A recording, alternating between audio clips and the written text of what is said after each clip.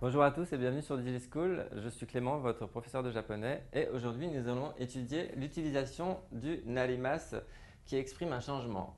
Alors tout d'abord, il faut savoir qu'en japonais, narimasu signifie devenir, mais qu'évidemment la sémantique est un peu différente de celle en français. Alors l'utilisation du narimasu de changement donc.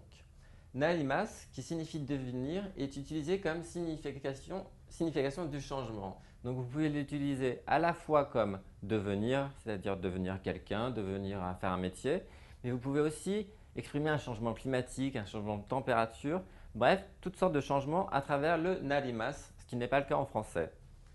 Alors, dans ce cas, il requiert l'utilisation de formes adverbiales en plus, c'est-à-dire que le narimasu ne fonctionne pas comme les autres verbes, c'est-à-dire qu'il faut mettre ce qui précède narimasu sous une forme adverbiale ou sous d'autres formes, ce que nous allons voir.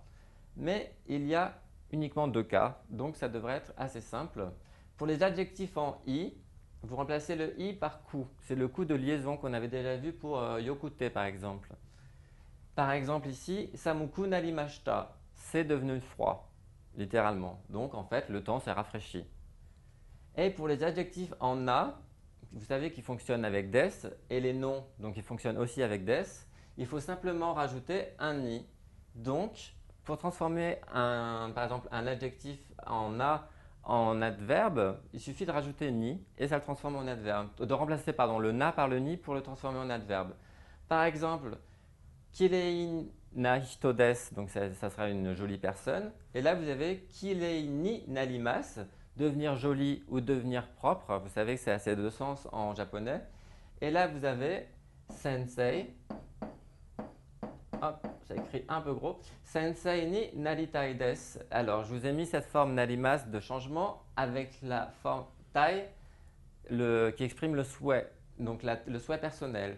Donc, sensei ni naritai desu, je veux devenir professeur. Alors que, logiquement, si vous ne connaissiez pas ces règles, vous aurez plus tendance à mettre à la place d'un ni un o. Mais avec le tas de changement de narimasu, le sensei aussi, on met aussi un ni pour le sensei, même si ça ne devient pas un adverbe, mais on respecte cette règle-là, comme kirei. En conclusion, j'espère que cette vidéo vous aura aidé à mieux aborder la forme en narimasu.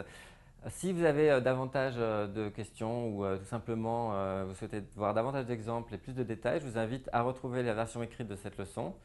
En tout cas, je vous dis à très bientôt sur DigiSchool.